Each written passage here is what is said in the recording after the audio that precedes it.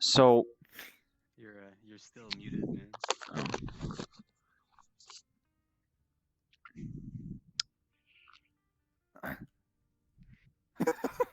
Slithering around in silence. I don't know. You wanna talk about the cathedral? You wanna talk about No. demoralization? Well, okay, to me the question Oh, is it true yeah, that's good then. that the Yeah, with the you're that this muting me whole and stuff. thing uh, of demoralization in It's Europe better off this is way. a purposeful Let me Western see what we got. import from Maybe the something United new. States? Or is it more true that it's an import I think it's from just because it's the fake. Soviet infiltrated Pretty sure. intellectuals from the United States, Are we which just are gonna currently pretend forming? that France wasn't already fucked before World War II? You're out about it. Well, yeah, this is another thing. This is the question I'm saying is like, is the framing that they were using on the academics channel, academic agents channel proper? Because I feel like it was an extremely Eurocentric framing, where they were essentially uh, completely forgetting the fact that England was the source of Marxism and France was the source of like the current conception of radical freedom. You know, I would actually argue that Europe has created the created the intellectual foreground for the current thing to set that for the current thing to be happening. I would That's what agree I with would that. say. I would say that it's all rooted really in philosophy that goes back much further than World War II. And you can already see the signs of things going wrong before World War II. Um, I guess the Ooh, here I got one. stringent anti-racism and Oh no, wait, what is this? essentially just that came out of World War II. The fallout, not an immediate fallout in the United States. Well, I would say that because in World War II we decided to go with Britain, the result is that we had this whole thing where the Soviet Union was able to exist for long enough to infiltrate the intellectuals at the forefront of the West, and the forefront of the West was the United States after World War II because everywhere else was blown the fuck out. So I think I would say that this is simply the forefront of what's going on right now is simply the forefront of the Soviet Union's efforts in the pinnacle area of the West, which is the United States, then moving to Europe as well. That's what I would say. It makes a lot of sense in theory to say that the Soviets demoralized us because they have a motive and they have the resources. The Soviets were basically an equal power, probably not really, but for a time it seemed that way. And they Well, I definitely, mean, no one else would have they the don't. resources or the motives to do such a thing.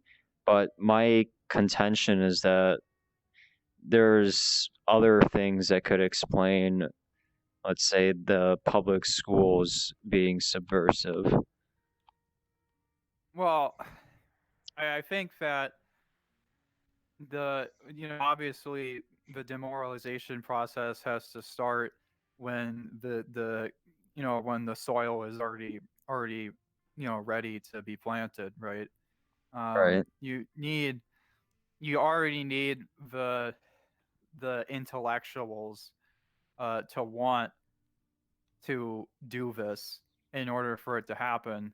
um, I'm just saying that I don't think just because that's how the process works that we can't say that this is the specter of communism from the Soviet Union.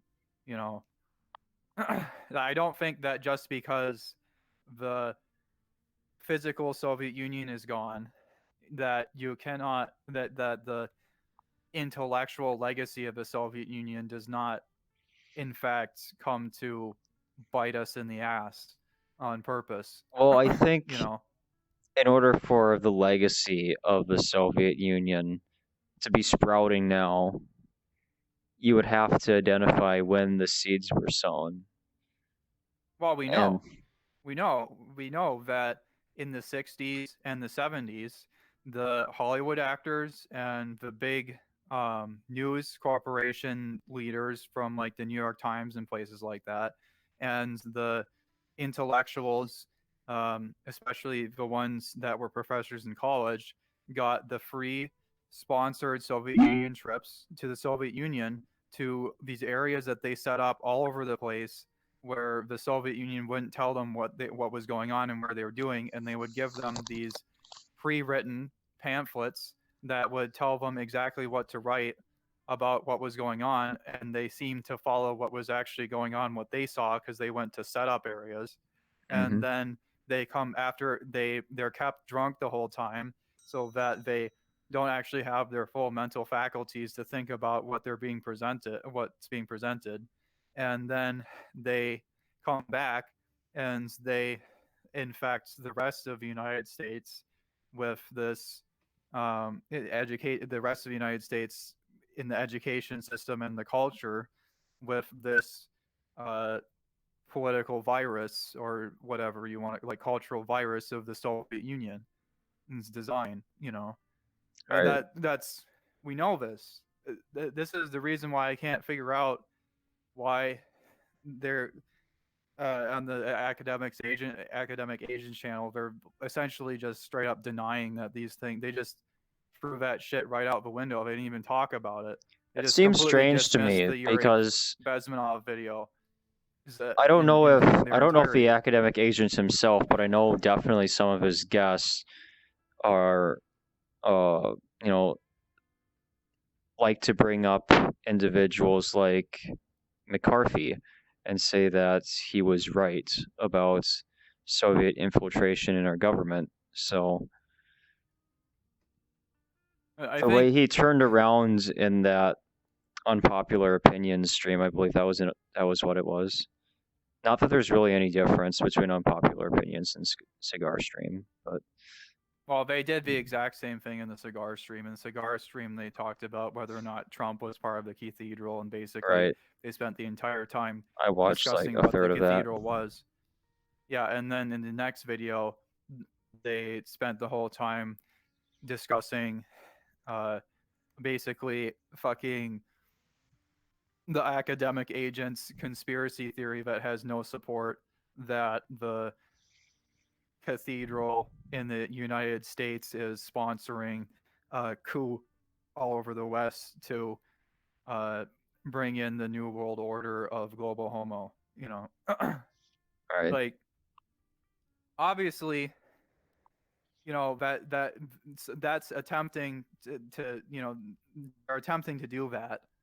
Uh, like, but I'm not sure that it's the United States Cathedral. I'm pretty sure it's the Western Cathedral that's doing this, because I think it's the same thing.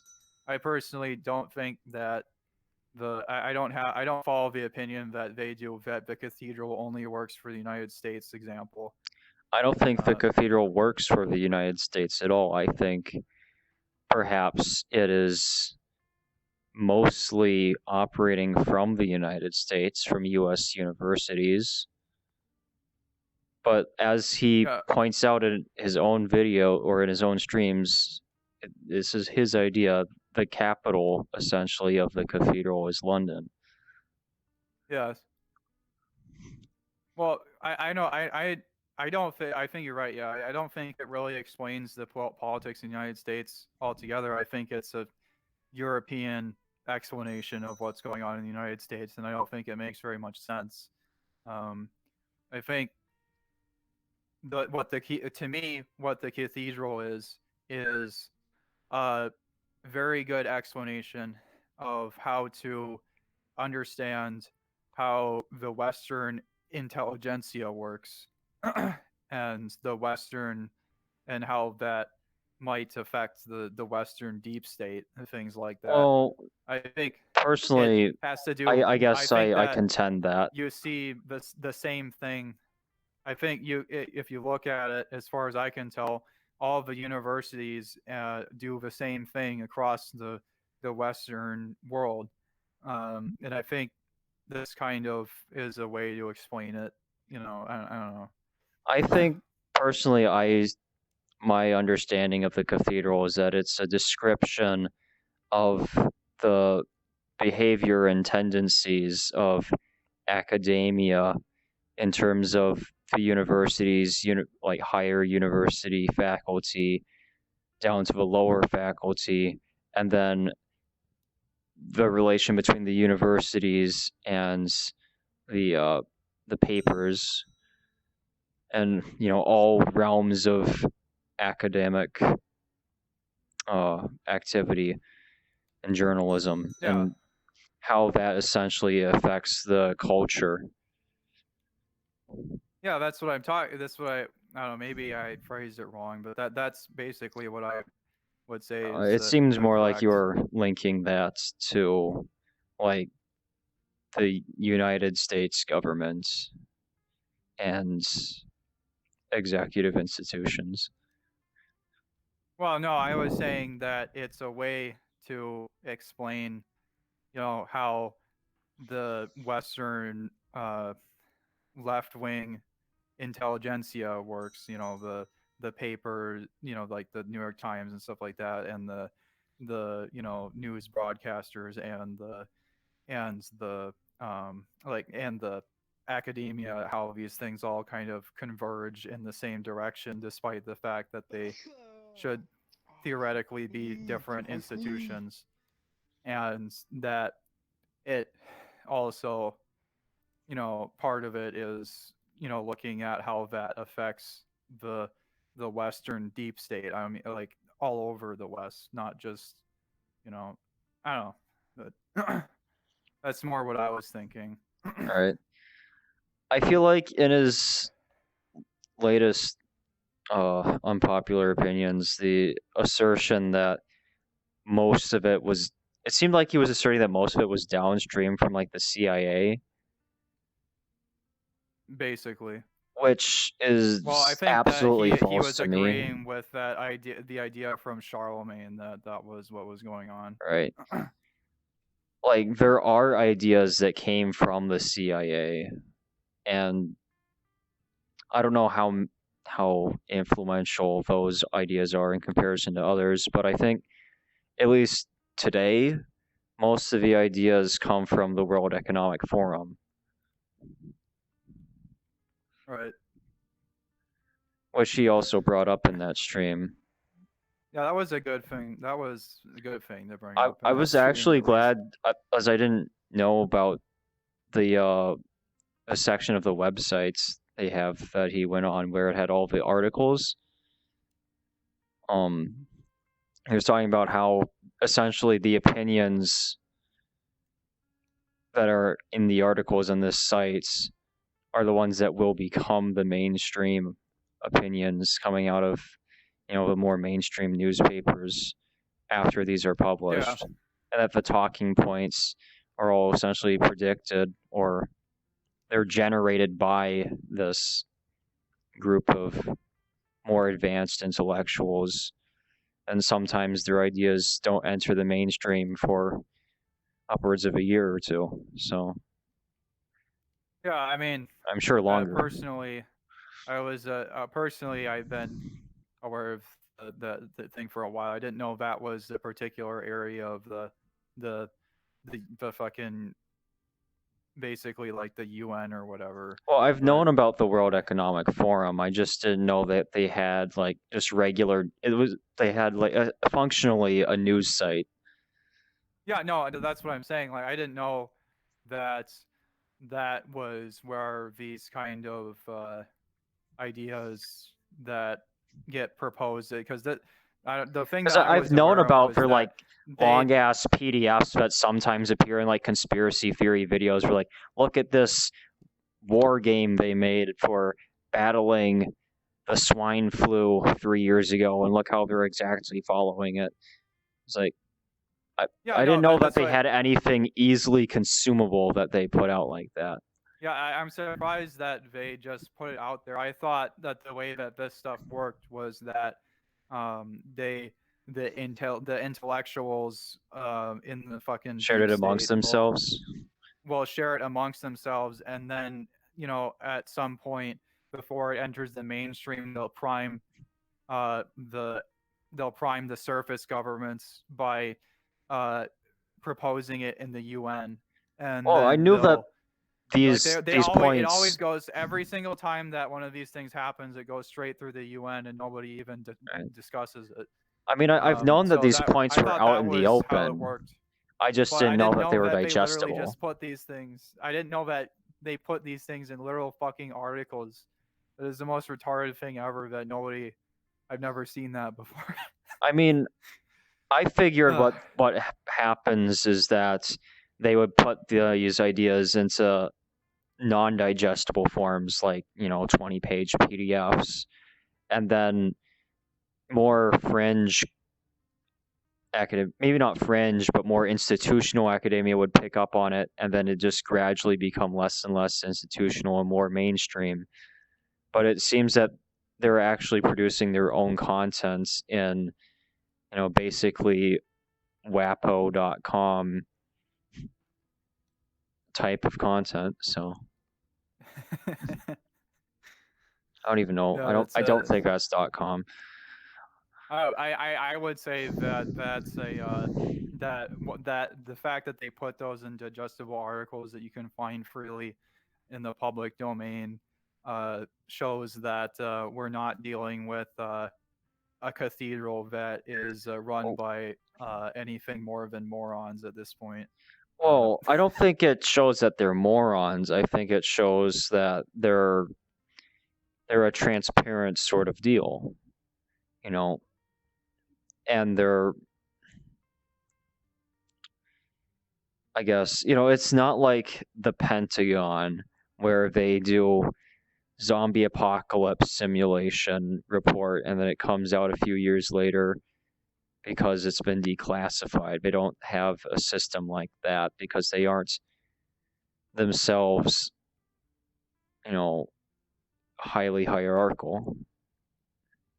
Well, I'm just saying, like, I would think that if they were smart, if they were, the fucking, you know, the people of the IQ that started whatever this But is. like Um, individuals like Bill Gates give public, they have speeches in forums where they're streamed on YouTube where he says essentially ethically questionable things.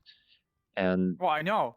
That's what I'm saying. I'm saying people who that I think try to these quote things. him get called out as conspiracy theorists. This is what I'm saying is I think that the left wing zeitgeist It's that the not people that are because they in aren't a Soviet control plot at this the point. people that are in control of the left wing zeitgeist are not the super at this point are not like the super uh, intelligent types. They're just continuing what was done before, but in a less in a I don't know, a less planned out way, I guess is what I Right. would They say. aren't acting as agents. They're acting as academics. Yeah, this is what I'm saying. Like the if this was, what you would think, how the world government or whatever would work, um, you would obviously never see these type of things. It would work more of a way that you were saying you thought it worked, that it would just kind of trickle down slowly, and then it suddenly would become a thing without people even realizing it before it's too late, kind of thing. But uh, obviously, the way that it works, it's just completely out of control. Like nobody has any control of it. All right, It's you just it just basically goes. read the NWO daily online for Yeah, free. basically. Yeah. You But know, nobody does. exactly, because we've gotten to a point where the intellectual dialogue of the mainstream is so low that you can afford to do that and still get away with it because most people aren't even Is at the level. Tucker Carlson is not going to call out that site. He's not going to Obviously. bring any attention to it. But, one thing I would say is that, we're obviously I getting don't to even the. know if he's mentioned the Great Reset. I think he might have. He I might don't have. know. I haven't seen I him. mean, we're getting to the point though where the intellectual dialogue of these people is getting to such a low level and such an understandable level that the conservative academics are calling it out. So, Right. I mean, I think that we're at the point where, I guess you could imagine that the power of the leftist cathedral kind of like, you know, goes like a sine graph. And we're like, because obviously it goes real high at certain points. So obviously, like the formation of the Soviet Union and shit like that was like, high point, and like I can see that. low point was probably like the entire Victorian era, you know, and then I think we're getting to the point where it may actually peak, you know, because I mean, even we have the at capacity now that we can form a counter narrative before the left narrative even reaches the mainstream because we know what their narrative is going to be. well, I mean, the most important thing is that we can create the counter narrative, and then because we have things like YouTube and Twitch and other things like that, we can like instantaneously get it out. You know, Right. that's the important thing, is that you can instantaneously stop the acceleration. You know, because obviously it's accelerating to a point where I'm pretty sure that they aren't going to go, because I don't think they're actually going to go. We discussed before that, you know, fucking like bestiality and like cannibalism and shit like that's probably like the next, you know, Right. if I anything is mean, the next. bestiality has been legalized in Canada, so Yeah. So it's not been in the United States federally, so that's a good thing, because obviously I think that this is what a Biden presidency looks like. it might. I don't fucking know. I mean, God. okay, they literally have over 300 bills on the House floor that are just waiting to instantaneously get passed after this next election, and including the one apparently now where the Senate can just uh, become the executive branch. Did you see that one? I didn't see that one. They literally have proposed a bill where they can make it so. Nancy Pelosi introduced a bill that basically allows Congress, or AKA the whatever part of Congress the Democrats control, assumedly the House, to invoke the 26th Amendment instead of the vice president agreeing to do it with the staff of the president. Interesting. Which obviously is incredibly constitutionally suspicious, because there is, without an amendment to that amendment, you shouldn't be able to do that. No. That would be that level would be a constitutional change, which obviously they're just gonna bullshit straight into a law if Biden gets in. So Right. that's pretty I mean, if neat, Biden gets in, the Supreme Court is gone. basically. They can do anything. Well, Because they're God probably knows who going they're to going to put change. on. They're going to change it to 12, and then they're going to, um, I know it. They're just going to change it to 12, and then they're going to institute a bunch of bullshit, and Because then there's there's going to be, it's obvious what they're going to do. as valueless leftist intellectuals are a dime a dozen, so I'm sure they have 1,000 willing candidates for the Supreme Courts who would willingly ignore the Constitution and subvert Well, it. yeah, and well, let's just think about. I mean, the last time when we went to 9, there's no way that there's no constitutional mechanism by which we can have the president and like the two of the branches change the other one. That's not how the Constitution is supposed to work, because the branches are not co-equal, they're separate, and they're supposed to do specific things. And so there shouldn't be even 9 justices, there should be 6. So like I would consider the 9 judges thing to be constitutionally Well, just having an odd inept. number turns everything into party politics. Yeah, obviously that's the point, So If and we've if already you heard this. I don't know if about you you, have but we already three people put in by Republicans and 3 put in by Democrats, then in order for any consensus to be made, it has to be bipartisan. right. I guess maybe they'll go to 11 or something. Anyway, the thing is that they've already primed this topic. If you remember, I'm pretty sure in Mr. Stipple's class, there were people that we talked about that were leftist politicians that were proposing the fucking 12 judges or whatever bullshit Right. during Obama's presidency. Like this was the thing. They were hyping up that they were going to do this in Obama's presidency, and they're obviously going to do it if another president comes in. You know, Right. it's pretty clear cut. All right, I think we might want to continue this on a different world because there's literally one guy on here. Shall we continue, my dude? Yeah. I don't know if we're gonna get. I don't know if you had anything you wanted to bring up after well, that I mean, point. we were in the middle. We're Right. in the middle of something, right? Yeah. I mean, the debates, so you were basically. were you saying? So you were saying that you don't think it's the specter of the communism? I think it certainly played a role at some points. And I think that the Soviet Union was a mechanism for forwarding leftism in the United States, and I definitely believe that in itself has a legacy.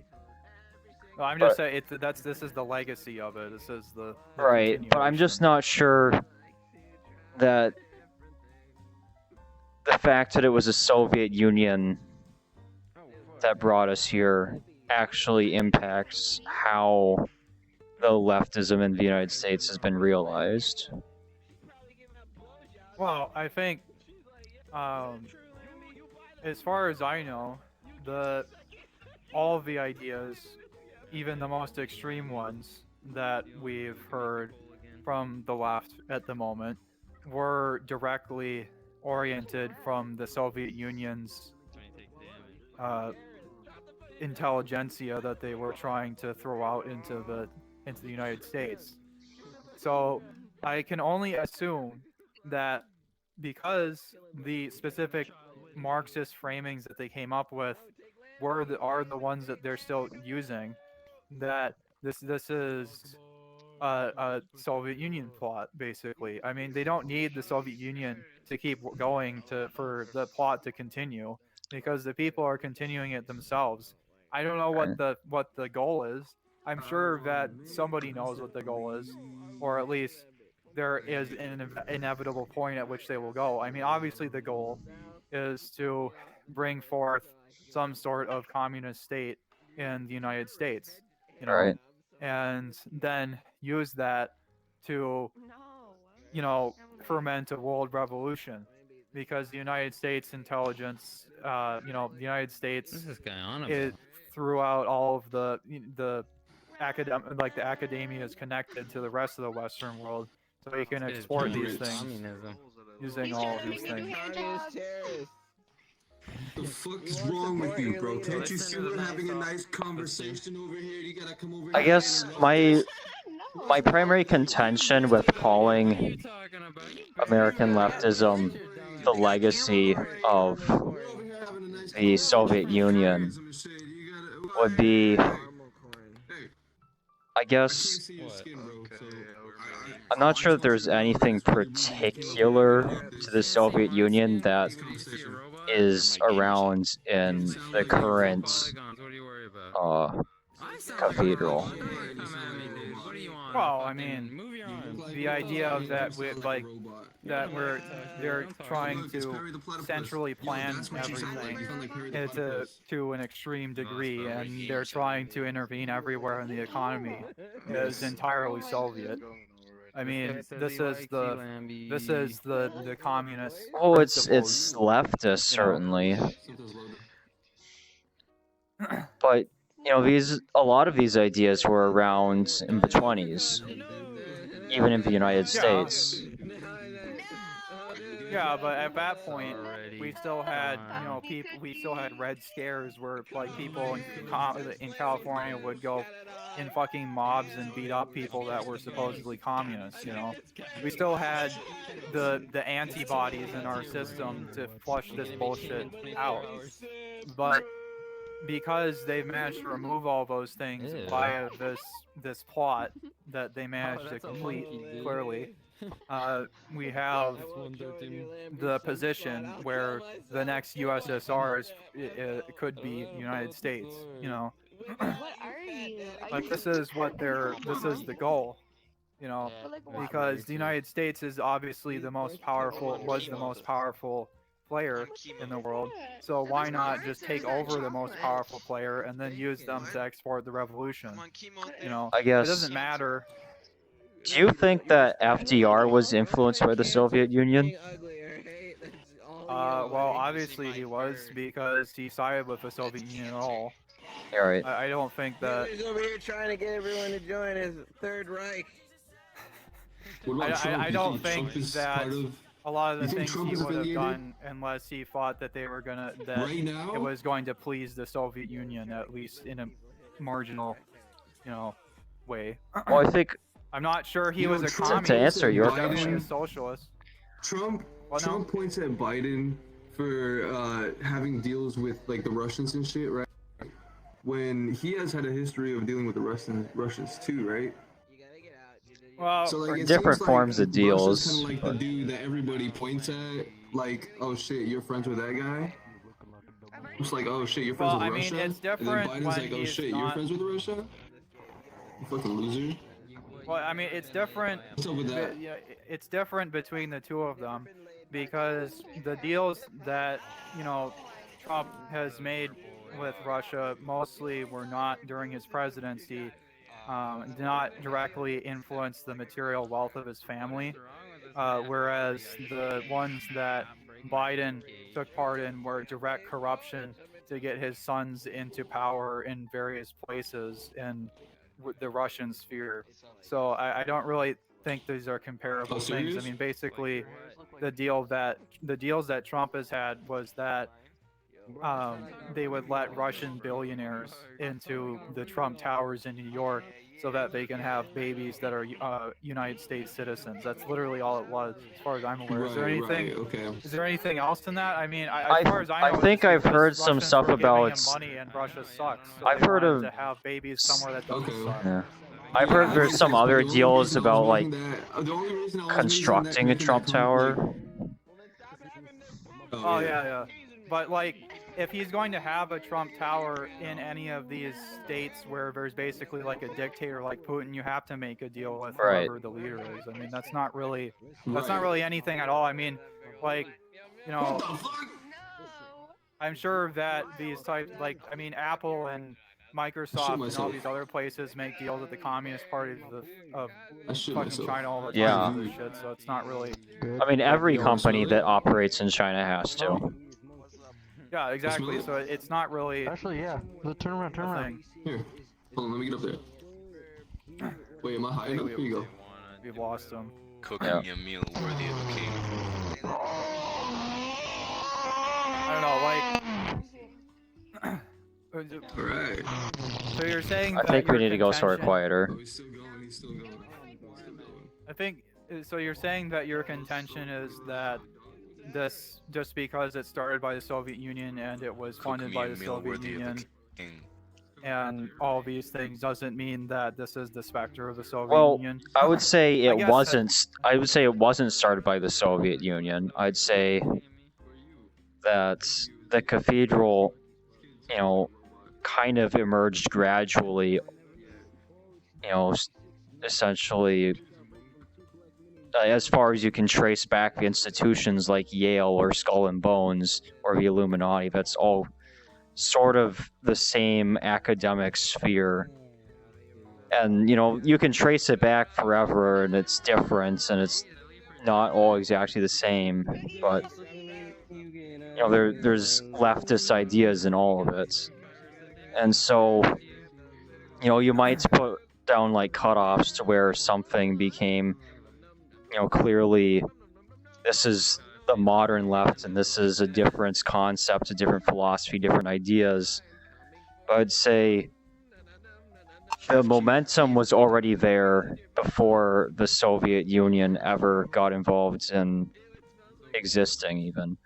Not just in American yeah, but, like, politics, that's- but before that's its the- that's the- conception.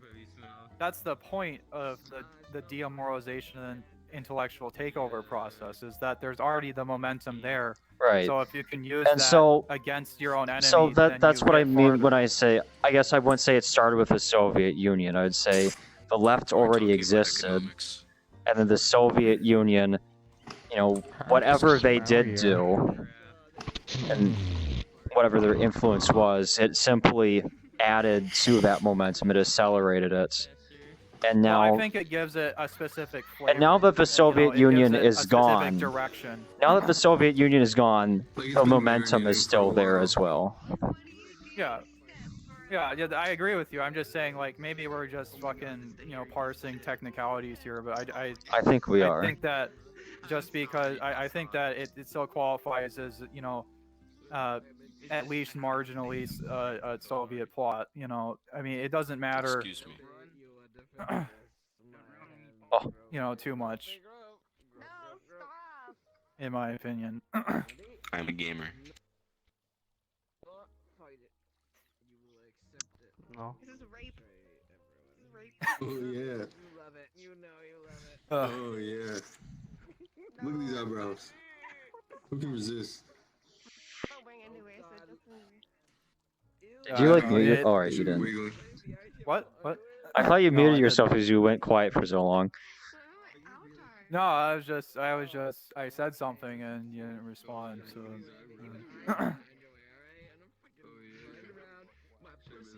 No, I was just saying that I think that this is the, you know, No one does that. I mean, we're absolutely This is- splitting this- hairs, but I the- think I think this is just the flavor. The Soviet Union is just the flavor, and the, you know, one of the major, you know, one of the major catalysts to make it go up. You know, right. it's a major accelerant, and the accelerant Oh will my God. affect what the product is. You know, this is what I'm saying. I think I think they there's just are a little the bit. largest, I think There's they're just the a little bit of largest accelerant. intellectual dishonesty to call the left Soviet in origin, Yeah, because they're I'm not. not saying the left is Soviet in origin. I'm saying the current iteration of the leftist movement is Soviet in origin. Like, Or at least Soviet in influence, certainly. Well, you know, I mean, like the So, things and the that they Master want Chef. are in this direction. You know, that's Right. right. You know, it moves in this direction. It looks like this direction. You know, Right. That's what I'm saying. You know. If it quacks like a commie, there's a lot I of think Halo it would dudes be. here. You know, I don't know. I think that it's important to note that, because I think that's the most, you know, Yeah, that's what I'm saying. that's the most yeah. influential part of the current movement. And Right. it's clearly, and you know, it's clearly evident. That's all I'm saying. I just can't believe that they would just outright deny it in that academic agent video, man. mean, Right. it's I mean, I just talk about actual intellectual dishonesty. Jesus Christ. Indeed. I'm not saying that we can blame everything on the Soviet Union. I'm just saying that, like, you know, we can blame most of these things on the Soviet Union. yeah, I just like to draw a line between saying that the Soviet Union has influenced American politics and that influence has, you know, a legacy, and saying that everything that's happening in American politics today is the direct result of a KGB plot to overthrow the United States. Yeah, I would say more that it's that some Because of really, it it's is the an results of is an- time. some of it is an indirect result of the KGB plot to overthrow the United States. You know, that's. I would say the fact that we are here as we are when we are is the legacy Yeah. of the KGB or whatever. But the fact that we're going in the direction we are isn't necessarily influenced by the Soviet Union. Perhaps.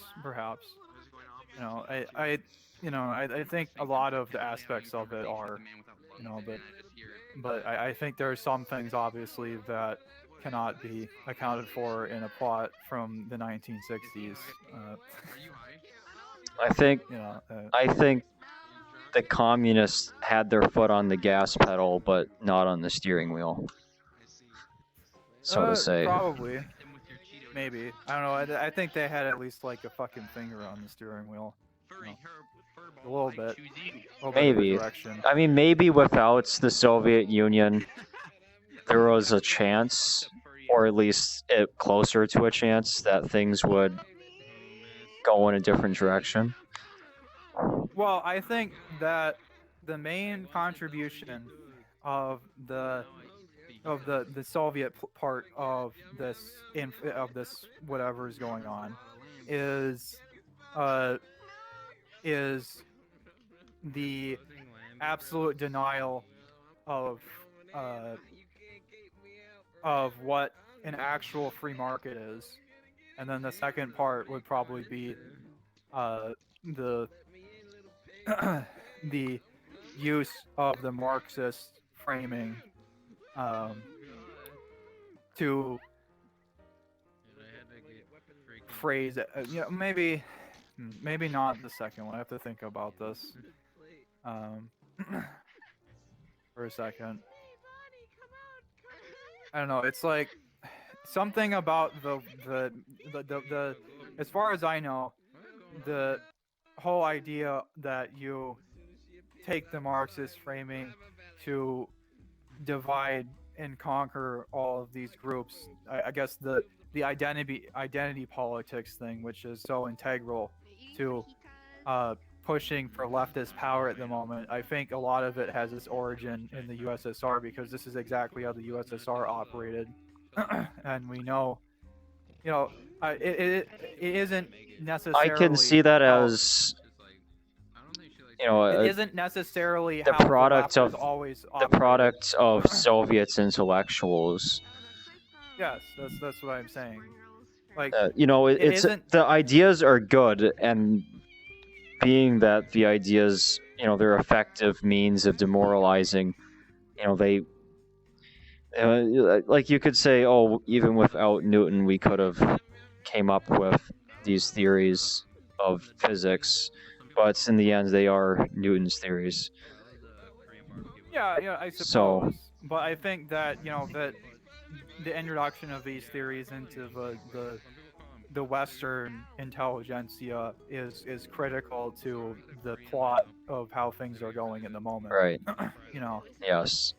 So I see that as a very valid point. Like the Soviet Union spent decades upon decades perfecting these strategies of how to divide and conquer a population, and so using politics and subversion.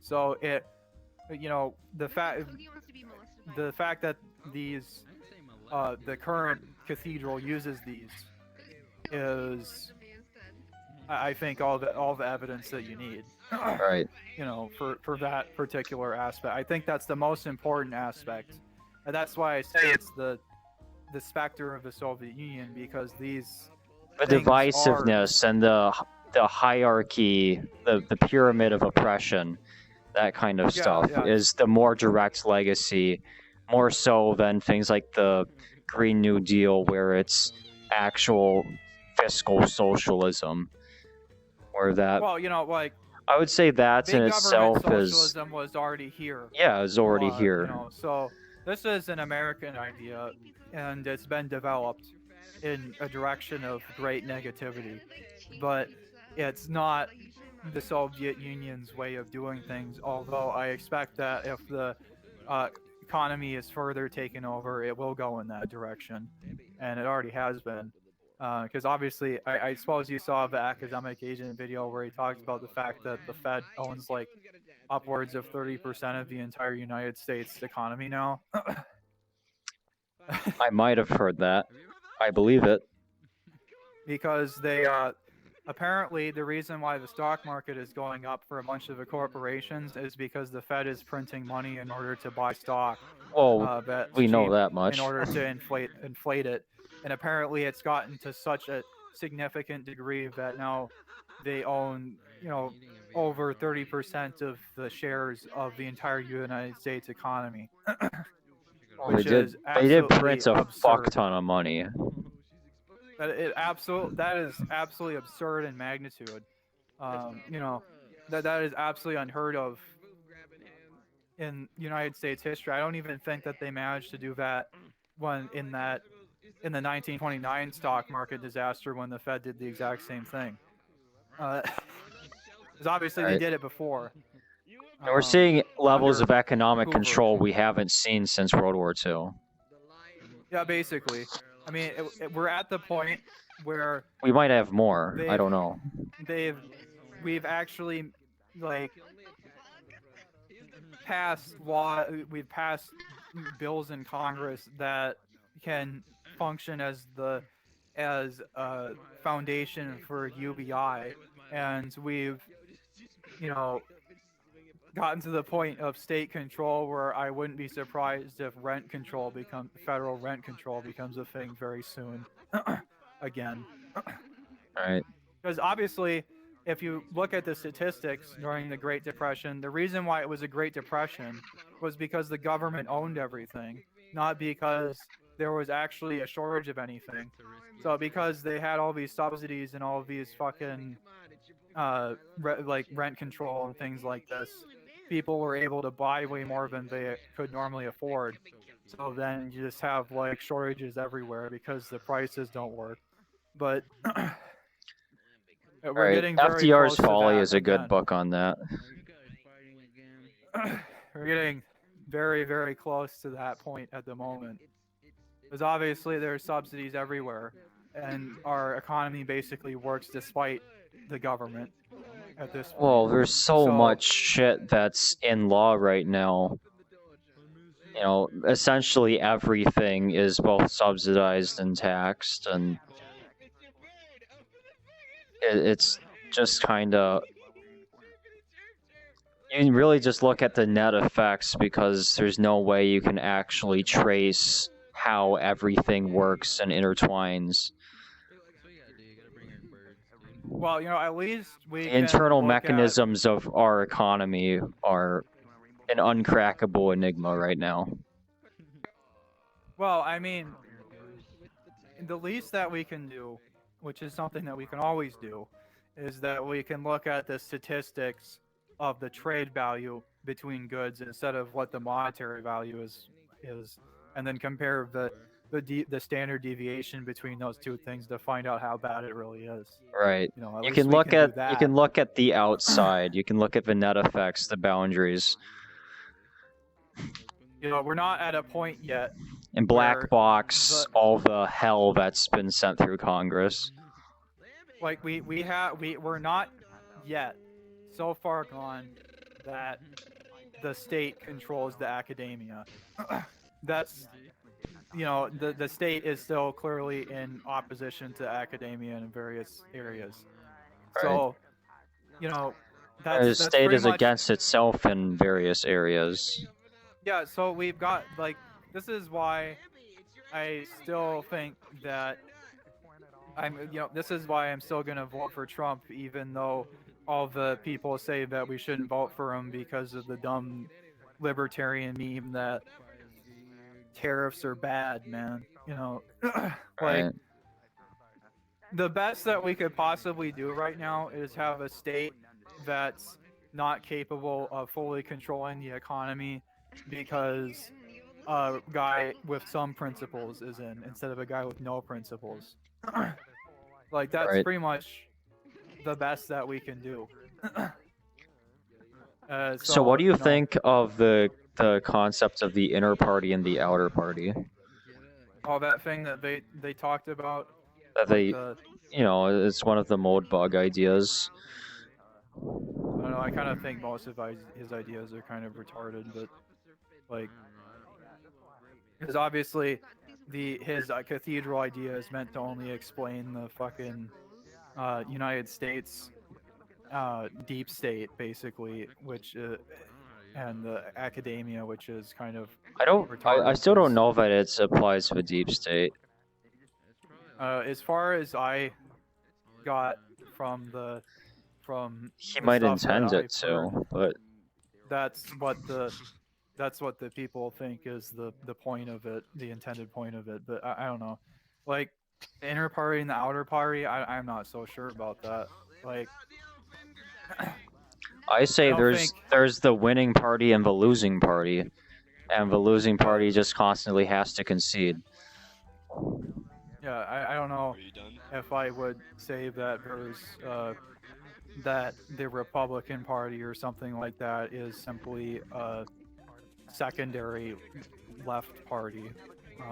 Well, they're definitely left of center. Yeah, left of center. They're. Are you talking about establishment Republicans then? Pretty much all of them. I mean, none of them are ideological conservatives. I don't know. I mean, if such a thing really exists, maybe. I guess it depends how you define it. I thought that some of the people that have run for a Libertarian Party that are in Republican Party were actual although I guess it's far more common for them to be left-wing libertarians than right-wing libertarians, as far as I can tell. The more successful ones, not really. But it depends what do you mean on conserving. Conserving nationality or conserving, if it's in your conserving I would say, at least looking at the rhetoric, we don't have much of a platform for, let's say, rebuilding American families and stuff like that. Rebuilding American social structures and values. That's because those things would be actual conservative ideas. Exactly. That's what I mean by a true ideological conservative. There is no American traditionalist party. There Right. is no American constitutionalist party that actually functions. And There gets into are power, parties that push for right-wing economics, and there's parties like the Republican Party seems to push for right-wing, in the direction of the rights economically, and then socially stagnant. But there's no party that pushes for social traditionalism. Right. Well, that's because the entire United States system has been is debased. So you can't run on anything that isn't the left wing base. That you can't, as far as I know, you can't even you can't really even run on right wing economics. Not really. Nobody actually does the right wing economics. The Libertarian Party, the Libertarian Party runs on right wing economics, but they don't They don't have anyone that isn't a complete leftist socially. I mean that's one of their their ideas is, oh, we're fiscally conservative and socially liberal, and you know they aren't Well, when you even hear socially issues about neutral. like a free market policies in this, yeah, it's good. But if you're looking in like specifically at the U.S., it kind of destroys the American family, destroys the ethnicity that was here. If you're looking at like in Europe, it will be more or less okay. But the issue is like so many migrants are coming over just economically, and the policies support this, and that's basically defacing what America used to be. Oh yeah, I mean, the original founding principles of classical liberalism are almost entirely gone at this point.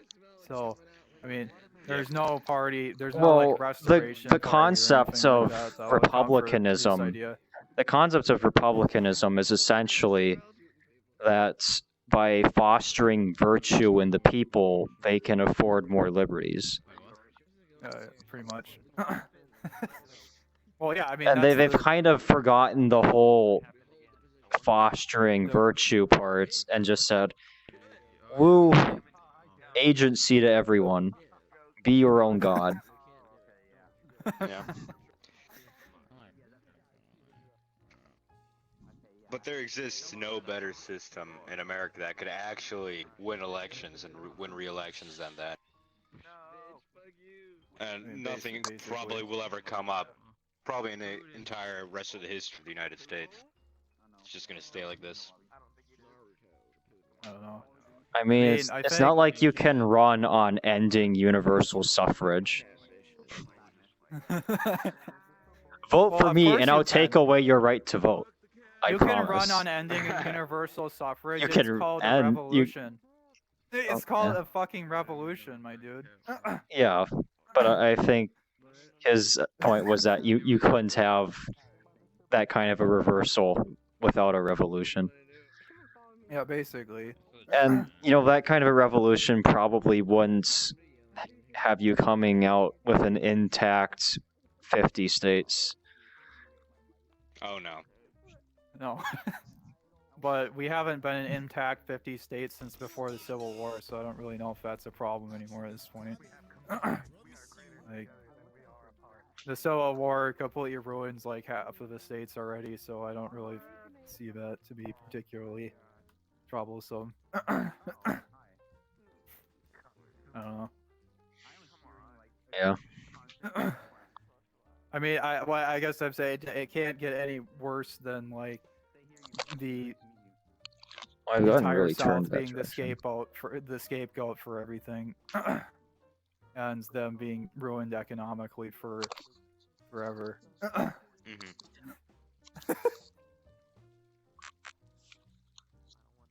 All right, chair is off.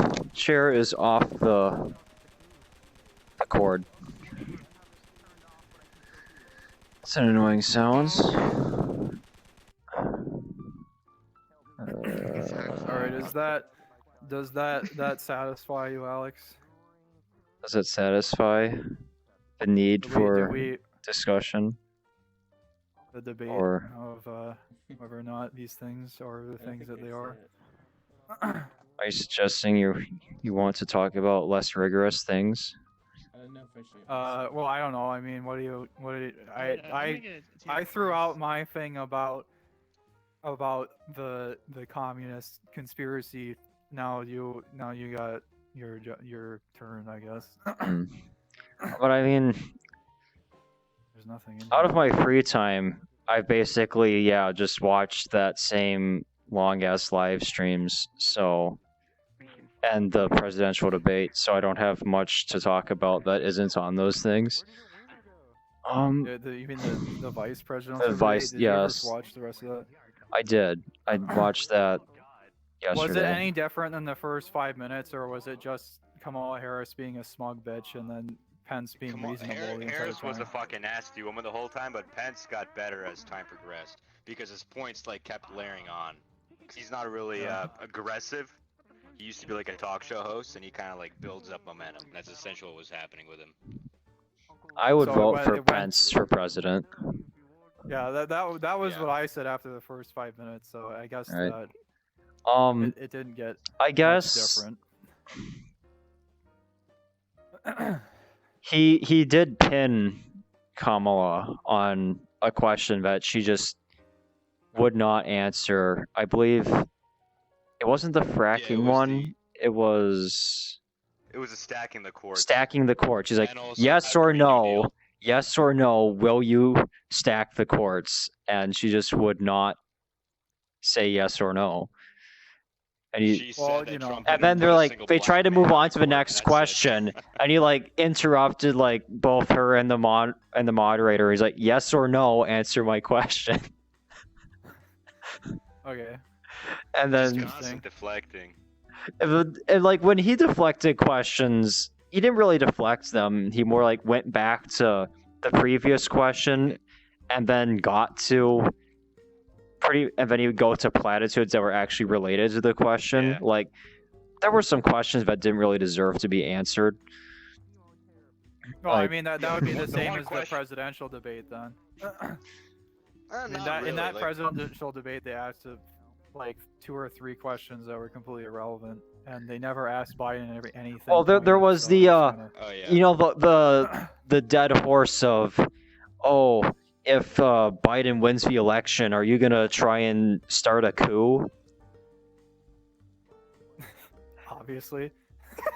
I mean, we're at the point where there's fucking communists rioting in the streets for the Democratic Party. So I mean, what else is it Nothing's gonna change if Biden gets elected, because Antifa and the communists and BLM don't really support Biden. He's just better than Trump for them. If anything, just Right, gonna this encourage shit them to keep started going. under Well, the Obama most likely thing presidency. is that the most likely thing that's going to happen With is the, that he bends for them, which is the What worst. was possible that? thing. What was that Worse. first Black Lives Matter big riots in like 2015? Yeah, it was like right before Trump was inaugurated. That I don't was even remember that was why, the but one something kid like that got shot by the one dude. Wasn't it like Florida? That was Trayvon Minnesota. Martin or something. Trayvon Martin. That was when it really started. Oh, that okay. Well, there was one before that in Minnesota. If you don't remember, there was that whole thing where they blocked 35. But And they no, were as fucking- far as I know, they were like they protested police violence in the Minneapolis area by blocking sorry, not 35, they blocked 694 and Right. by standing in the middle of the fucking highway, and there were some fucking based lads that just went straight through them. You remember that? yeah, that's when North Dakota passed the law making it explicitly legal to drive over protesters blocking the road.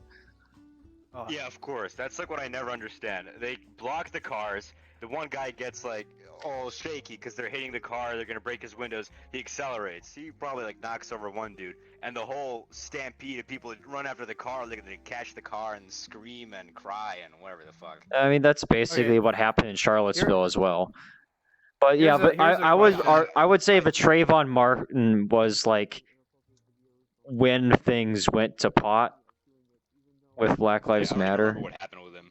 because that's Oh, when I shit. thought That's things- I would say it wasn't. I would say that's when it turned from, you know, maybe inappropriate protesting to full on rioting. Oh, okay. I was gonna say I thought that things went wrong when they actually became popular, Oh. because their manifesto was inherently. When the Marxist. fucking organization came into Oh, yeah. being, that's when the organization went wrong. Yeah. Oh, I think I I seem think you to legged have out. become the man who has legged out, It but seems not like all it. the way out. I think VRChat crash. I'll be back.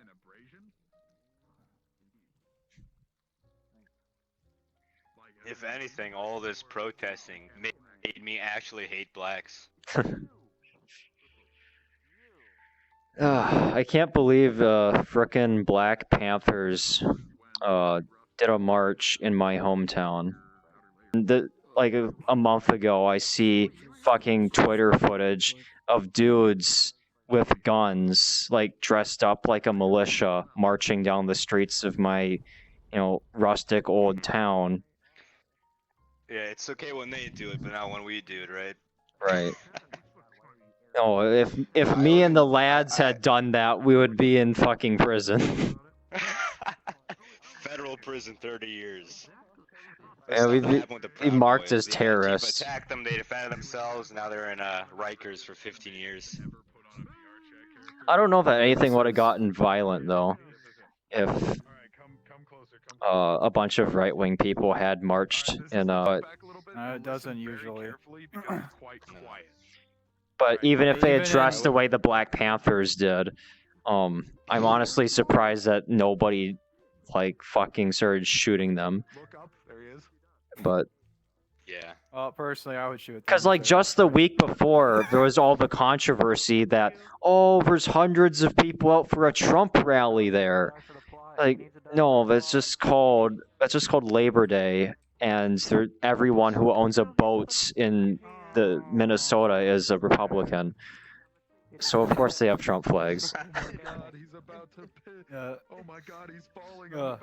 This is real trippy. Like for me, Alex is like over there. I love that avatar. I am over here. Don't worry about it. Okay. Okay. Don't worry about it. Okay. Anyway, I had a question. Perhaps we can discuss. I was thinking about. Do you remember that thing where there was in the early 2010s and like the late 2000s where there was a bunch of leftist positioning about jaywalking? Do you remember that? Jaywalking? There was like this whole thing in the colleges where they were going after jaywalking for being an illegitimate idea. Interesting. And Like- they were I think I framing it. remember that. They were framing it as this thing that just randomly got instituted for no reason in like New York or something during the 20s. You when the mean car that was invented. whoever ruins everything, Adam ruins everything? Yeah, that was one He made of a them, video but there on were- it, and Yeah, there were a bunch of different videos on the only YouTube other thing I could from say about leftists that did is that I know my university has there's no such thing as jaywalking on campus. You know, pedestrians have right of way, and they can cross the street wherever they want, which is kind of a nice thing to have on campuses because you're walking to class, you might have 8 minutes to walk a mile across the fucking campus to get from one class to the other. So I'll be damned if I'm gonna yield for cars and make sure I'm at a marked crosswalk. I don't know. Police don't really stop you for jaywalking anyways, unless you're in New York. Yeah. Or big cities. I'm just like to me, I find it kind of interesting that there was a bunch of posturing about this about 10 years ago, or less, and then No, I think jaywalking You know- in the place like St. Paul should be criminal. and then they go and protest out in the streets, and then they blame the cars for running over people on the highway. This is what I'm saying. Is this on purpose? Is this like something where they're trying to make it so that because obviously I they've been mean, pushing really hard to have go- this idea go that like if there's wa- like a black guy in the street, check you the can't run him Wayback over. Machine, go to the World Economic Forum agenda, and see if there's anything about jaywalking in 2014. Basically. I don't know. I don't think it has anything to do with their agenda. They just like got aggressive because of Trump.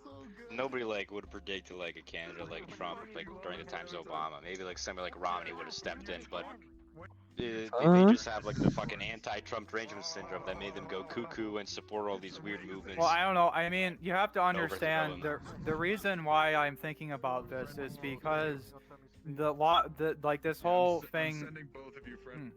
There he goes again. I think Yeah. he Oh, boy. crashed. Yeah. oh, Oh, oh. he's back. Oh yeah. Okay. Okay. Anyway, this whole thing. You froze like for a That- second. Yeah, I know. Like this whole thing where they have all these riots that are going on with Black Lives Matter right now was planned in advance. So it wouldn't strike me as impossible that a lot of the leftist positioning on various platforms may coordinate with things that would be advantageous for them when they actually decided to do the full-on riot everywhere. Well, if you remember, So the organization that did the defund the police rally No, I after wasn't. the week, 1 or 2 weeks after the George Floyd incident, they said in their interviews, "Oh, we've been planning this rally for years, and we were finally ready, and so we were like, Why? everything's ready to be put in motion. Now we wait for our victim." And so Yeah, the George this is- Floyd thing blew up on Twitter, and like, this is it. Yep. Yeah, that's what I'm saying. Like, you know, a lot of the positions that they've been trying to go after have been in, you know, sometimes. And been I'm an sure effort to help this. the Minneapolis riots that we saw this summer essentially went as plans by an organization that likely came together after the Trayvon Martin incidents, and that it's been being fabricated since the Trayvon Martin incident. So Oh yeah. The whole BLM thing this summer has been planned for quite a long time, and you can see this like by how they were organizing it, the funding they got. I remember early on to it, there'd be like bricks that would be delivered in certain pallets of parking lots by bricks. specific trucks and specific routes. And oh no, George Soros didn't fund this. Nobody else funded this. They somehow got the bricks, right? Right. I mean, Lots by specific oh, trucks. oh and god, I'm dying. specific routes to do something. They were raining like for some moment. Oh, My oh, oh okay. oh oh, things becoming bad. All right, I feel stable now. Nope, never mind. Spoke too soon. Okay, but you know, I don't think you're gonna find the funding behind stuff like the bricks, because those funds were probably obtained in 2015. Yeah. So, and I mean, we know that Black Lives Matter as an organization is funded by George Soros. So, I mean, that is definitely a source of income. So, Yeah, this is probably more money. I wouldn't, you know, call that the end all be all. It's not like, oh, scary Jew Soros is the puppeteer of all American politics. He's I have to just say that he's when just they were talking something about that funnels money into the hands of people I wish didn't have as much money as they do.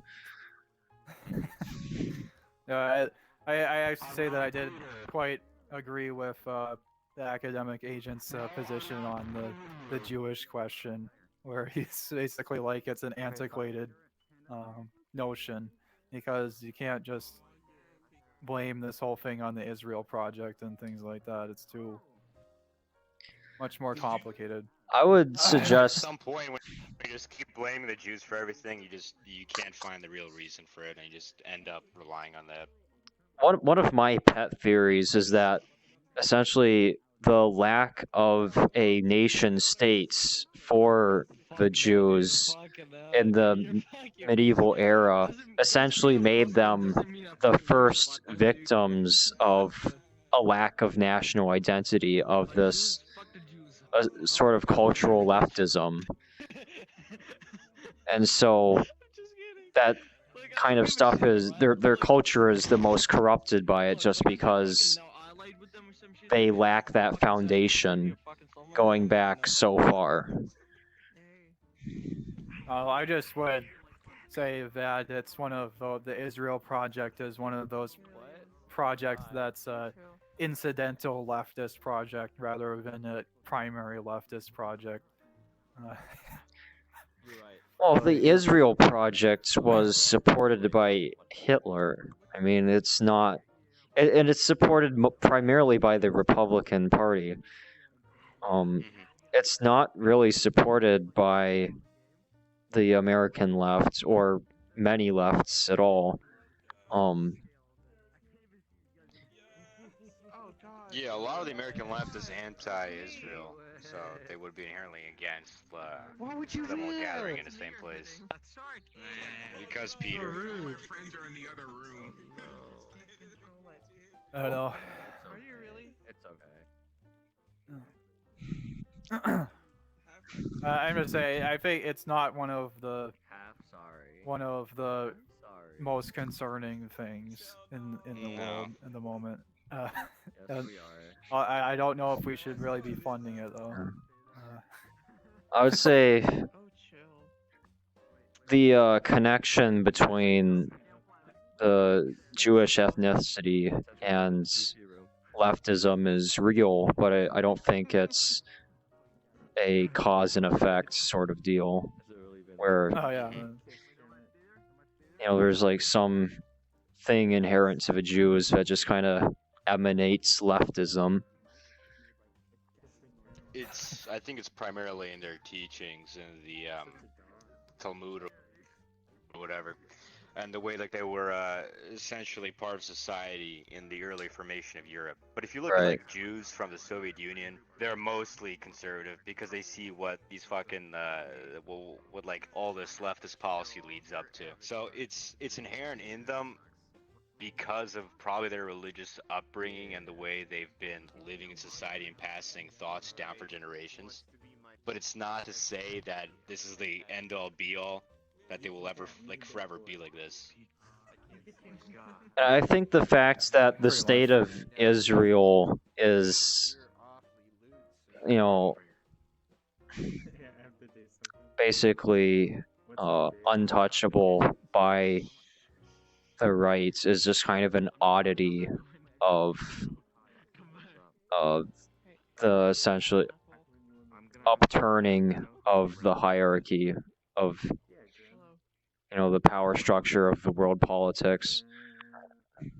Well, I would say that it's a product of the post-war narrative after World War II, and it has nothing to do with the current day at this point, but it just persists nonetheless.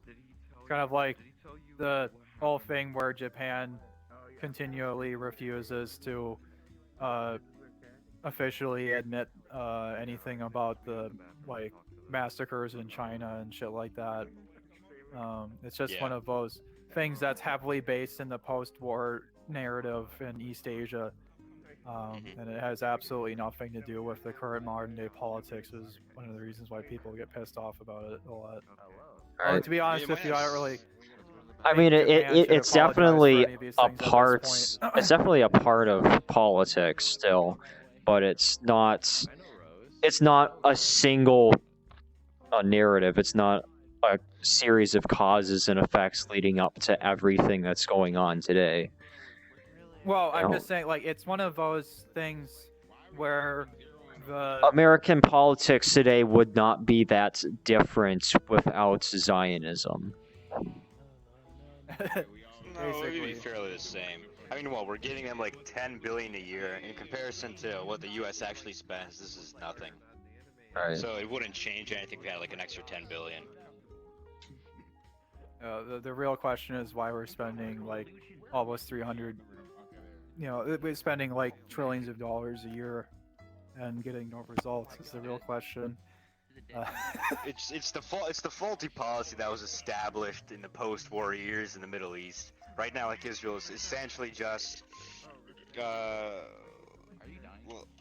proto. Maybe you could. Fuck! I spilled my drink. It basically acts as like a stronghold in the Middle East to keep away foreign powers. Well, no, I was more talking about the fact that the United States spends like, hundreds of trillions of dollars a year or some shit, and basically most of the money never goes anywhere useful. It primarily gets eaten up in like 5 seconds by most of the agencies and goes nowhere. What was it? It's like it takes like one of the alphabet agencies on average about 9 minutes to spend like $100 million or something. Something like that. That would be a lot of money spent over a year. Well, that's right. That's literally what it is. That's the average spending for period of standard period of time, basically. Maybe. Sounds a little high I'm to not- me. But- you know. But it again, does, but whenever I do see the numbers on U.S. budget spending, I'm appalled and surprised. So well, what I can tell you is that just the Fed's budget this year was like $500 trillion or something like that. I didn't know we had they that much lost- money to spend around. They lost 150 million. Sorry, 150 trillion in accounting error or something. So this is the level of the U.S. government spending. The Fed can't even Dude, they have infinite money. afford There's to get this big Excel. magic money, dude. Magical Actually, money. fucking Change Money the printer count go numbers brr. correctly. Central banks, dude. Infinite money. Central banks and their infinite money, dude. Money is a scam. They just create it out of nothing.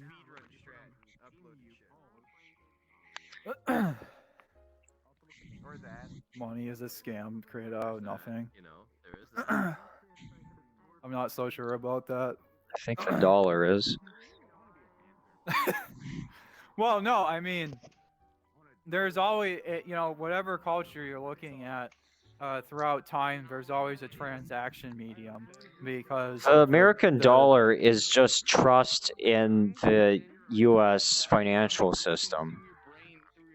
Well, I mean, essentially, but I mean, Dude, I think my audio's glitched. it's a transaction medium that is useful because it's available and you have the it's supposedly backed by something and you have the it's what not. is it, the fucking I can't fucking manage to properly regurgitate Thomas Sowell right now.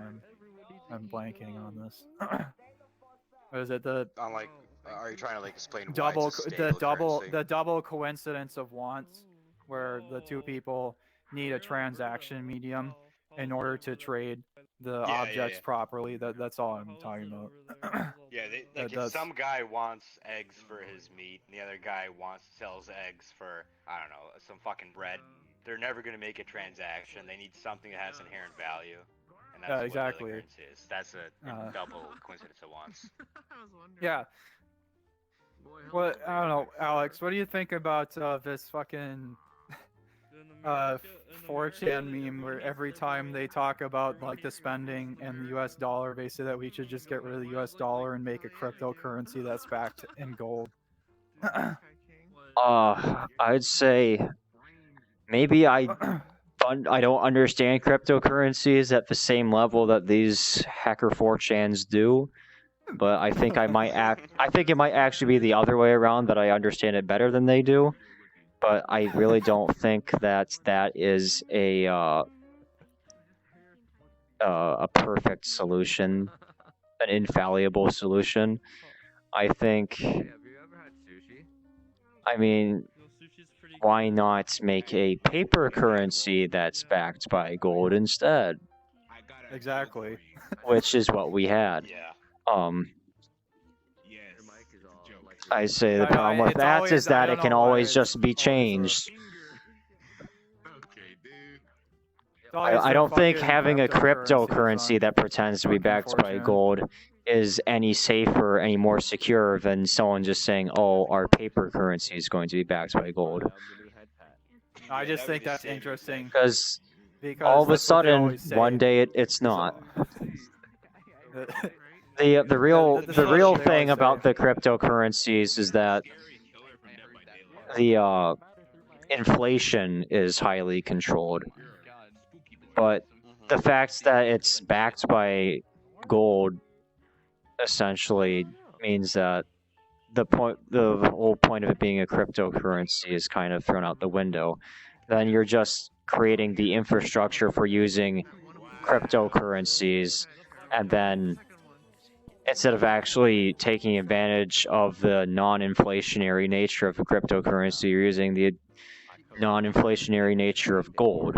So I don't really know.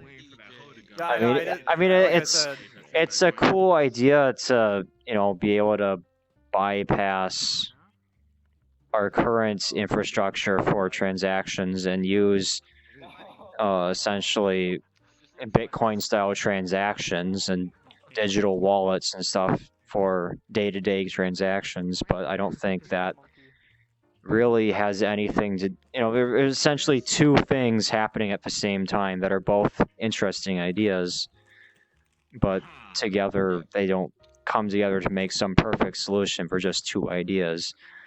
Also, by using like a I would cryptocurrency be as just gas as filter, for interested in hearing about an initiative to make USDT or US dollar-backed cryptocurrency a thing that is used in daily life. Mm-hmm. A big issue with making cryptocurrency like the basis of your currency system is, like, let's take example Bitcoin. If some people in China really want to, they could alter the course of Bitcoin. All you have to do is have a majority stake in the mining capacity. So have a few of these Chinese firms backed by the government basically use a bunch of GPUs and CPUs to mine, and they could alter what it's worth and all the rules behind it. So it essentially serves as a national security issue, because any country can meddle with your currency. Like, essentially hacking Bitcoin. Bitcoin gets around that because of their pure, like, capacity, because of the pure amount of Bitcoin, but... Right, I never really understood what about the way that Bitcoin is validated makes it so secure. Well, it's like nobody could cheat. Like, I can't say, oh, you paid me 1 Bitcoin, when in reality you paid me half a Bitcoin. Because everybody...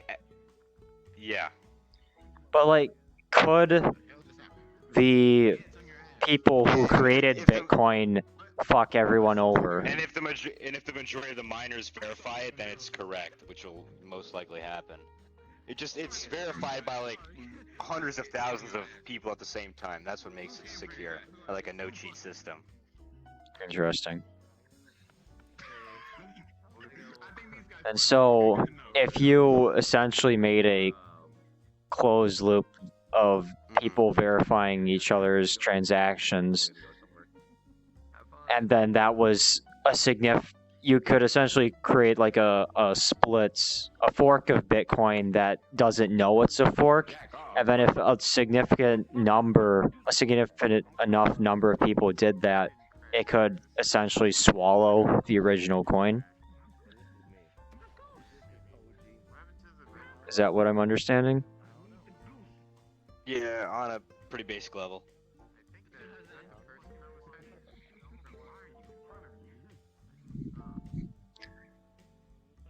I'm not really sure what the implications of that are. Other than, could that... I guess. It's just gonna be more like more of a threat on national security than a regular currency. That's basically the only implications of it. Plus, it's inherently like unregulated, so a government can't really do much about it. They can't control the currency.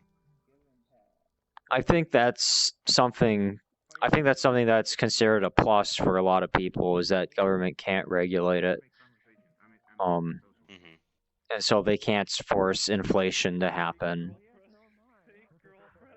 And essentially, if the economy was run completely on crypto, or at least on a single cryptocurrency, then things like interest rates would be a lot harder to modify or to manipulate. Well, that would kind of like upset. I'm not even sure like what would even happen to the U.S. Like a lot of the banking businesses and all of these other things, because I forgot the word. Interest banking. Inflation itself is not bad. It's only bad if it like exceeds the rate of the GDP growth and of the market growth, because inflation is an indicator of a healthy economy. So that's like not really what you should be worried about. You only should be worried if it's like too high or too low. If it's too low, you risk inflation going down, and then everything becomes worth more and more, and that presents like an unstable demand. Well, it lowers the GDP. In the economy. It causes but, like, people. It presents an unstable demand, and nobody wants to buy anything now. Nobody wants to sell anything now. They want to wait to sell in the future. It slows. Rises too high, it's the other way around.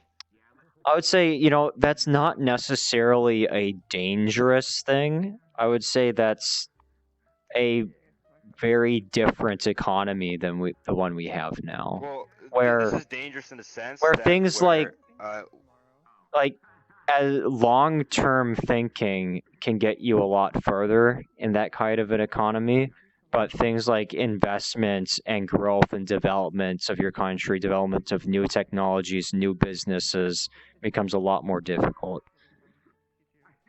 But in yeah, I terms don't of know like too much about it, but I know that like historically in terms of like speaking, when this maintaining happened the in countries, prosperity of the people, I would say, you know, the people in the middle and the people in the top would essentially they wouldn't lose much, but the technological developments, the economic developments of a nation would stagnate, and then the people at the bottom would have a much more difficult time finding economic mobility.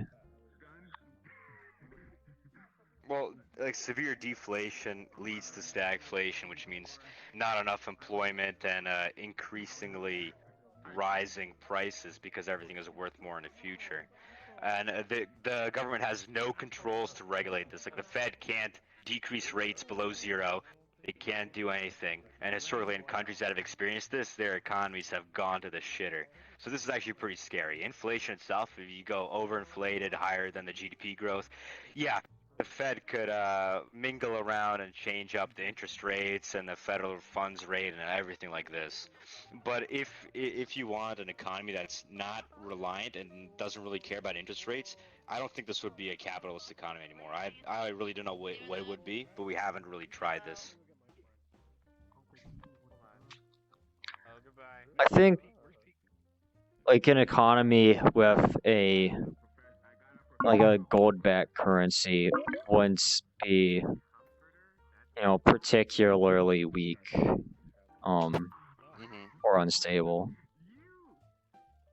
Oh, gold-backed currencies are fine for like staying in your country, but the U.S. would have not been able to globalize. You could argue good or bad globalization, but still, it wouldn't not have been able to globalize if they were not on a fiat currency.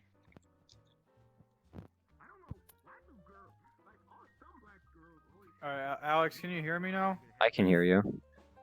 That's good. Okay, apparently I fucking got yeeted out of the Steam chat. Oh, yeah. At some point. Okay, what I was trying to say earlier is that the guy who came up with Bitcoin already solved the issue of foreign interests having a majority stake in it by preemptively mining the first million Bitcoin. So you can prevent, because you can only make about 1 million and a little bit more because of the exponential growth of the processor time that's needed to mine each coin. The first 1 million, owning the first 1 million makes it impossible for anybody else to own a majority stake, especially if he never spends it, which he's never spent it. So the idea obviously is then that your state that has the cryptocurrency would preemptively mine a majority stake in it before they ever release it as the actual currency. I guess the you the cannot question have a there foreign is it interest. possible to falsify those transactions and gets those first million into circulation? Yeah, theoretically yes, but realistically probably not. No, because because the way that Bitcoins work, when somebody spends a Bitcoin, it's immediately traceable. So you cannot, you know, falsify transactions unless you're the person who has the source code or whatever. As far as I know. Obviously, if the government had the source code, it might be significantly easier to do things like that as a single individual. But I'd say if those it's not a good idea anyway. But the question is, you know, those first million bitcoins are most likely accessible one way or another. So there is No, always you'd the have to get potential. the unique key for them, in order to access them. You would. Through the algorithm. I'm saying that Or obviously if it was a country that had the key, it's more likely that somebody will steal it than normal situations. but yeah, I mean, let's say it's on it's all on a virtual wallet on like a flash drive or something, which it probably isn't. It's probably I have no idea how it's stored, but it's probably the most secure method possible. But let's say it's on a USB stick. You know, that USB stick can be compromised. Yeah. Maybe, probably not in their best interest, but in a short-term time, they could load it onto some sort of hard drive and just burn it and like erase all the data. So now this 1 million Bitcoin or whatever the currency is lost. So Lost nobody until can access someone it, can nobody reverse engineer the hard drive out of Well, their I mean, ass.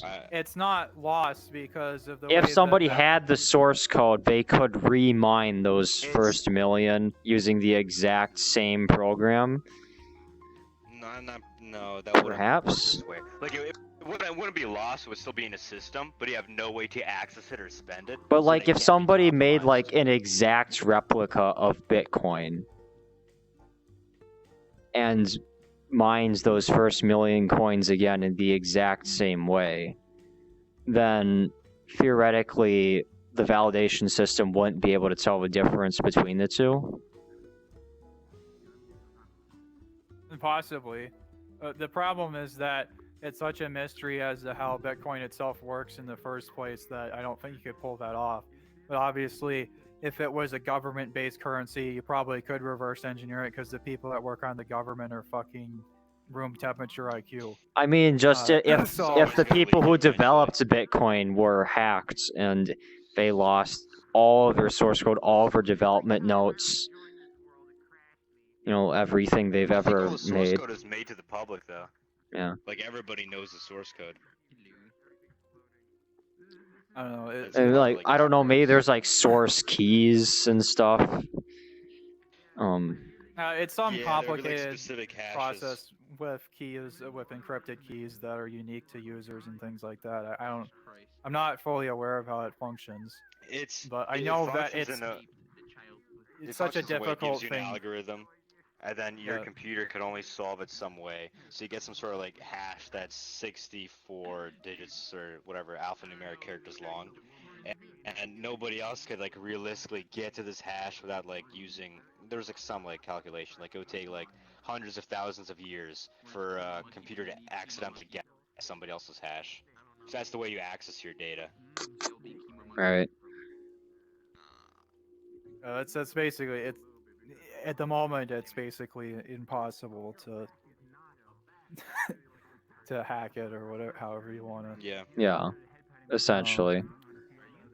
The only if you knew how the system worked on an intimate level, you might be able to come up with heuristics to do it quicker. But obviously, with Bitcoin, the guy that made it was pretty smart because he doesn't share it how he did it with anybody else. And the first million Bitcoin all to himself. So it's not possible really to do that because the guy just disappeared. Nobody knows who the fuck he was. But obviously, with Well, the that government, there's dude, specific targets. that dude can have as much money as he fucking wants. Basically. Like, you could easily, like, sell off as much of that million Bitcoin as you want and have as much money as you could ever want without either affecting the value of Bitcoin or affecting your share of Bitcoin. I know that's the amazing thing is I- that the guy hasn't fucking sold it yet. If he sells mean, it, he if has he- to have like a pretty big risk of being traced because people know his account. Because they obviously could see all the records, like when the Bitcoin were You know, mined. people watch it. and they People could guess. people fucking ritualistically follow his account to see if he ever spends it, to find out who the fuck he is. These people really want to know. I don't know, maybe he just lost the drive. He can't even do it if he wants. I've heard that theory. Unfortunately, nobody knows who he is, so we can't say that for sure. So his Bitcoin still affects the market tremendously. Most likely, he's just not selling it because then it will reveal his identity, and he doesn't really want that. Probably. He could sell it physically, like divide it up into, or I suppose any transactions would be recorded, so they'd see if he was manipulating it and splitting it into smaller pieces. Yeah. If it's all in a single lump sum, then there's not much he can do. If it's all in the same wallet. If when he mines it, he put it into like 1 million different Bitcoin wallets, then he could easily just doots around with it, but that would also imply that nobody that he sent any of those first million Bitcoins to has sold any yet. I don't know, maybe he had a side account where he was doing some mining and that's what he's using. So he doesn't need to go into his like 1 million Bitcoin funds.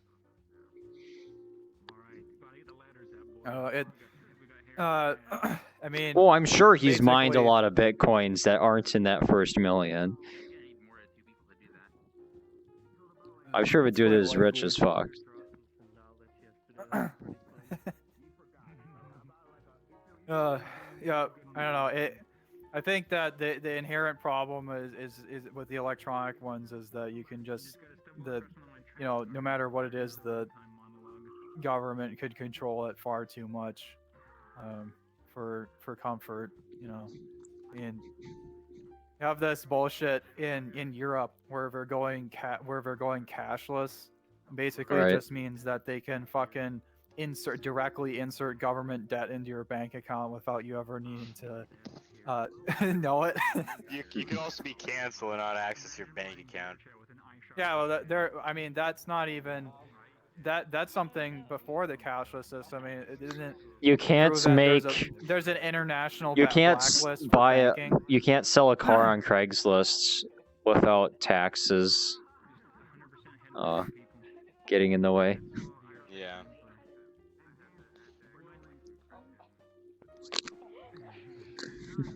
That's unfortunate. Yeah, there's an international blacklist for people that are, if you become, international terrorist or whatever, you instantly go on this banking blacklist, and you're not even allowed to like access most of the Swiss banks, and they just freeze all your funding forever, and they just take your money. Which is what happened. Isn't that what happened to Alex Jones? Remember correctly? I know something like that happened to him. He got deplatformed from everything, including all of the banks, except for like one fucking base bank in Texas or something. It all starts with PayPal saying you can't use this anymore. Then it goes to like fucking JP Morgan and Bank of America, all closing your accounts, forbidding you. It's just it's dangerous to consolidate everything into digital currency. I mean, it's crazy to think that just talking about conspiracy theories on the internet and getting popular enough can make, basically every financial institution say, you no longer can use money. Good luck. Yeah, thank God that the government doesn't own the whatever to Bitcoin or something like that, because at least you could still like put some of your currency into Bitcoin or something and sell it when it's high. So well, you can get blacklisted from the fucking exchanges, and then good luck getting into Bitcoin if you can't fucking buy it. Well, I'm just saying, like, there's still things. Oh yeah, you can ask for donations.